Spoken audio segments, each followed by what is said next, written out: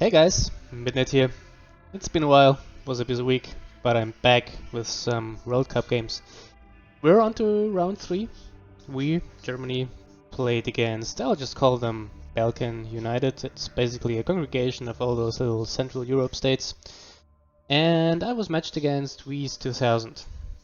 So we won that round, but I'll just say it wasn't because of me. I won't say more here, so you don't turn off the video right now and watch the games with me. Our matchups were me again with Nikon, Rom and Escalon, nothing changed here for now, and he played Sigismund, Ariman, and what was his last one? Duragresk, correctly. So as you see, not a very good matchups for me. I still tried, but this will be a prime example of why you should always be focused in competitive matches and also not let emotions flow into your games. So yeah, without further ado, let's see how the games turn out for me. So, first game, I start off with Nikona and Wiese, whatever. He starts off with Rask. I mulligan the higher cost cards, and this is looking pretty good actually. No pleasure to do this. I must say I got a really good start. Starting off with the supplies obviously. Getting the crucial choice for free here. Not that good, but I get a nice finisher from it. Pride of the Emperor. So I start to go aggressive. And pass the turn here obviously. So he starts off with an Exarch. Pretty unusual card, but okay. I play another abandoned supplies, and again I get pretty lucky. I get a reduced nex for 7 damage. But I want to get rid of the Exarch. I'm not sure what he's up to. It's better to see this guy dead. And here are the bikes. So although I'm going aggressive, I'm really behind on health right now. I got the Uncarved Talons, also really good. And just make the bikes to prevent myself from getting 3 damage from them. And yeah, I'm already behind on 6 health. He has nothing to play, so just plays his Vengeance. Gives me another smack for 5 damage, and I'm already down to 11 health. So 11 less health than he is. Not much for me to play here. I just play the Moratus on curve for a 4 damage swing total. And then pass the turn. So this is where the problems begin. He has a first wave on curve, and yeah, I don't have any AoE in hand. I decide to ignore the guys and to go face, because as mentioned I have Kidus next. I have Pride of the Emperor as a finisher, so I kinda decide to not smack the Moratus into the what are they called? Into the Meldon squads, but that is a mistake. He follows up the first wave with Endurance, clears my board, heals all his guys, and maintains the upper ground. So I just play the next year, I think. No, Melgator, okay. Also a bit premature, to be honest. But I guess I decide to clear these guys now, because, yeah. I want to make way for my next, apparently. So here's Grulgor. Also a very nice curve for him. So what do I do here? Yeah, I play the next. Get rid of the Meldon.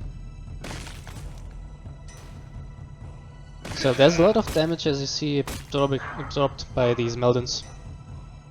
Not that good. Otherwise he would have been dead for a while. And another first wave, again blocking my next from attacking. Oh boy. So as you see, he's really holding his ground against my aggressive tactics. And now he has 4 Meldon squads in play. I could maybe like use an escapable cell on the Ignatius Grulgor. But again, if he plays him again, he gets another Meldon squad. I'll just try the warfare here. Doesn't really matter where I aim it. Build the Grulgor at least, but It's Bulgar, so he spawns a Plague Marine. And then I try to breach through his defenses. I'm still holding back Max, so that he doesn't kill him. My guess is that I'm trying to finish him off with direct damage, so Pride of the Emperor, and maybe some attacks. So Pride of the Emperor and my attack while he's sentenced one would be, let me think, 12 damage?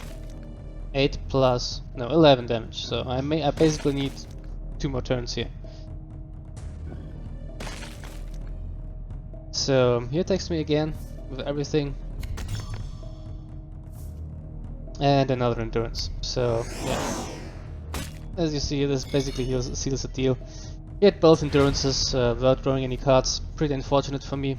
It really messes up my game plan. I had all the things in hand which would have secured me the victory, but it didn't turn out quite as I thought it would be. So he doesn't have any more endurances. I'll just play everything I have in hand. But yeah, he has more healing coming up for him. The Ujioj, or whatever he's called, will heal him for 4 damage here. 4 health, I mean. And if I recollect right, these guys could go to here as well. No, he trades those there. 2 more health. And Purity's Will see him for another 2. So yeah, I don't draw endurance, deliverance, and scoop it up here. I don't know what I could have made it done better here. Maybe clear the Meldons, the first Meldons instead of going face, but I would have missed 5 damage. It was just a combination of first waves and the 2 endurances and the good curve he had. So I wasn't basically able to breach through his defenses. So first game goes to him. Clean play. And let's check the next one. So I stick to Icona and he switches to Ahriman. So I preface this will be a very unfortunate game. I got nothing to play turn 1, so I just charge up my ability. I got a pretty terrible hand. Flankers don't do that much against Ahriman because he can precog stuff, and these are basically my finishes. So, just play on curve, play the Rise Roughly here for some tempo, and swing in on him. Because my game plan again against Ahriman is to beat him down before he can establish anything too big. Place the Cabal. Doesn't bother me that much. Sure, it stalls for a turn, and I wasn't able to play my Audaris, but I go for the most efficient way and clear it with my ability. So, as usual on turn 3, the Patterns of Fate for Ahriman. I don't remember what he stole, probably the Javelin Speeder. It's anti-stealth and good against me. I keep playing on curve. Keep grinding him down a bit.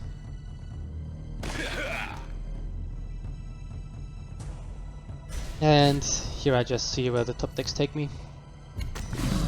Yeah, again, on curve is a go ore. Very unfortunate. And I draw first. See what I get. Inescapable Cell. Unfortunately, completely useless here. I don't want to bounce ore for obvious reasons, so I just stealth up. Astral Warfare. 5 damage on me, but didn't kill them Raiders. He also doesn't precog his mortar carrier.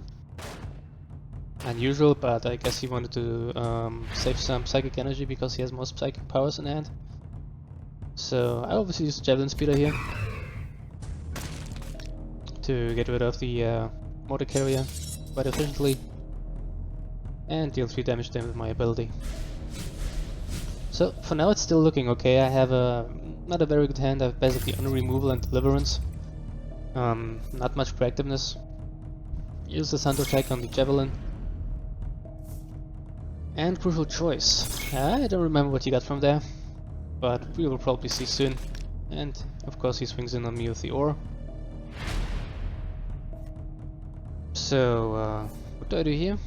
I play the scimitar bike to get rid of the ore, so it came in handy. And I keep the Marauder squad in hand, I guess, for my lethal combo, and I just stealth up to keep the Javelin Speeder alive. Okay. So here's Book of Magnus. That's why he probably saves the Psychic Energy. He draws back all his Psychic powers, and he has another Astral Warfare. Let's see how he rolls.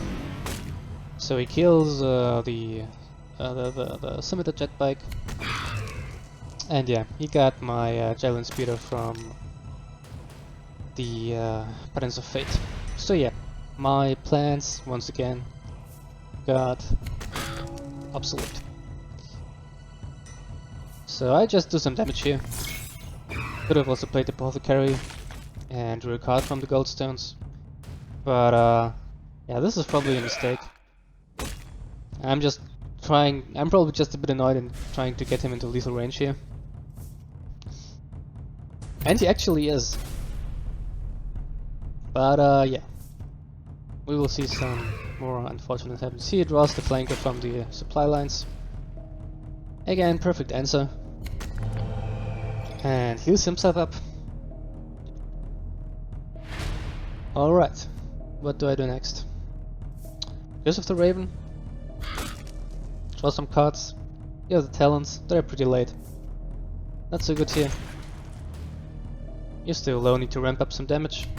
And then I play Coleman. I guess I just want something on the board. Because the Raven's Talons don't do much. Yeah, here's the Hydra. And here I risk it. If Guerrilla Warfare would have rolled 3, I would have won. It's yeah, very unfortunate. If it would have rolled 3, he would be at 7, I have Goldstones in hand, 4 damage on board. That would have been game for me, but didn't happen, lost the 50-50 here. So I have to clear his board. I decide not to attack face here. Also a minor mistake, but I was afraid of double Engto or another Astral Warfare in the next turn or something, because I wasn't able to kill him next turn, and as you see he has some more healing. Slips in with the Melgator, and here I'm basically out of steam. The 50-50 on the Guerrilla Warfare basically costing me the game here. Yeah, I play Raven's Talons. Maybe could have played Clyde, but he has Ashen Blow in hand. I'm pretty sure he does, since he used Book of Magnus. And I just play Coleman and Curve. Not much synergy here, but gotta do something, right? So here's Ore and double Witchfire, which kills me off. So very unfortunate. As mentioned, the Guerrilla Warfare roll cost me the game here. He had perfect answers for everything I got. So I got denied once again. 2-0 for Wheeze. And yeah, the third game is where I didn't misplay per se, but I got a little bit emotional here. So as you saw, I lost the 50-50 and thus the whole game because of it.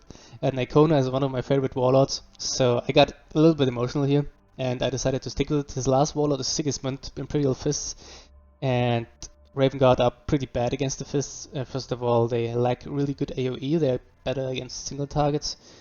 Second of all, sentence damage doesn't work on a Bastion. You have to carve the flesh, so to say, to profit from the sentence damage.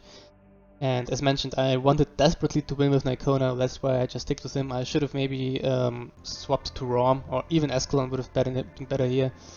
But yeah, let's check the third game. As mentioned, I simply got too emotionally attached here, and I had the possibility to swap because I knew exactly what he would play, but I didn't, because simply I got angry, I got upset because of this unfortunate loss. And let's just see how this one goes. So I start off quite well here as well. Mulligan the 4-drop, get a 5-drop, not that great. In the far future, there will be only war. Obviously playing the supplies first. Let's see what I draw. A 0 energy Melgator. Not that great. but it will come in handy. I go aggressive again. And here's the crucial choice. This will be a funny moment actually. Yeah. Emperor's He blood. emotes here, so I think he got something really insane. I think like, oh shit, okay. I have nothing to play here. I just use my ability. So he plays the blank, what's it called? Fortified Outpost. I decide for the most efficient way to clear it with my ability and an Aloni squad, so I get something on board. Some of the bags just die, so I decide to save them. So here's the amount. Here it was actually a mistake for me. I decided to bounce it, I think. Do I? Yeah. Okay, I got the Raven's Talons. And yep, here's the Zero Energy Melgator to bounce him. And I equip the Raven's Talons. I still get the 2 damage from his ability. But yeah, whatever. Here again, Nikona's plan is aggression. And here I get punished for playing my Melgator. Who would have thought that he is playing Duke Morticia? But I got a convenient answer here. I just play my jet bikes. A Curse of the Raven. And swing in with Nikona to kill it. I hold these back, I think, because I want to establish a board against him. Because again, I lack AoE. But yeah, here we go. The bounce demand comes back. And he buffs him up with Hachamus. Now it's technically a 5-7. And he gets rid of my Smita jet bike. So an inescapable cell would be great here. But I think I don't draw them at all here. I don't have any answer for it, so I just play him perf. As mentioned, sentence damage doesn't do anything about it. I get rid of the Bastion. And here we go. He follows up with the perimeter defenses. Kills the Melgator. And triggers his rage to get everything Bastion 1. So, as you see, here it is, it goes downward. What do I do here? So, I do that. Curse of the Raven to get rid of the Bastion. Killer turret. Goldstones. Into that. I think this was a mistake. I should have played. Oh no, I didn't have enough energy for that. Or did I? Yeah, I did. I should have played Sentence and Less Rifle Section. Yeah, not a very effective whirlwind, but it does the trick for now, I guess. It is his crucial choice. Yeah, I don't know if that was BM or his choices were actually that terrible. But yeah, says a lot. So I could kill it, but again, sentence damage doesn't apply when there's Bastion on it, so next is completely useless here. I just tried to build some board again. Maybe should have attacked here with the Marauders. No, not Marauders, Mordathan. But yeah, I decided to keep him stealth. He gets the Stalwart Defenders up and Edict. But yeah, that's a dead turn for him. I thought I got some room to breathe here. But again, it's not the case. I just play the next, so I can go forward. Get rid of the annoying front line. And probably just smack him in the face. Oh no, I get rid of the Bastion. I really don't want this turret around. Turret hits me. Fortunate in this case. Templar Brethren, more Bastion for him. And a Gohagen. I am still missing my inescapable cells. But yeah. I have a pretty strong board. So I have Nex and Mordathan on board. So I can burst him down quite easily. I'm still trying to control the board a bit. And this is here where I basically set up lethal, so my plan next turn is swing in with Nex.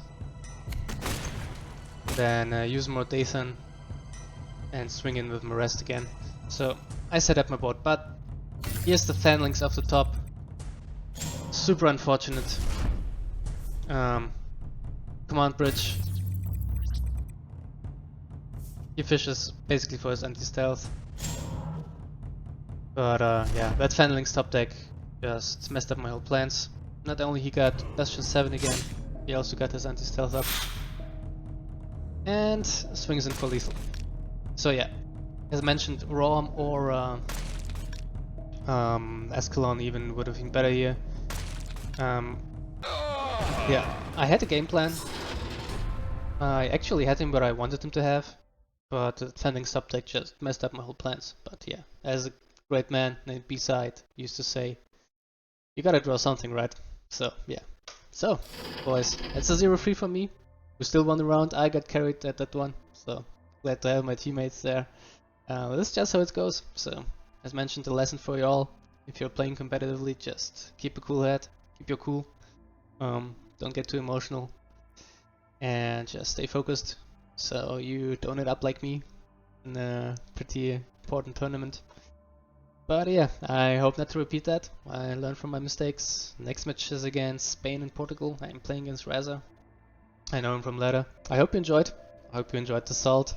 You enjoyed how your boy Midnight got wiped.